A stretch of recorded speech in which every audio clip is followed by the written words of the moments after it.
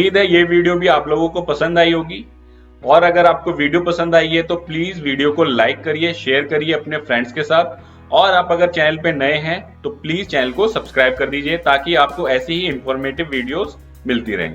और जैसा कि मैं आपको हर वीडियो के अंत में बताता हूं, हमारी कंपनी की एक और सर्विस है जिसके अंडर हम ऑन साइट ट्रेनिंग और साथ ही साथ ऑनलाइन ट्रेनिंग प्रोग्राम भी करते हैं इन सारी चीजों से रिलेटेड। जिसे भी इस तरीके की ट्रेनिंग की रिक्वायरमेंट हो वो नीचे दिए गए कॉन्टैक्ट नंबर या ईमेल आईडी पे संपर्क कर सकता है।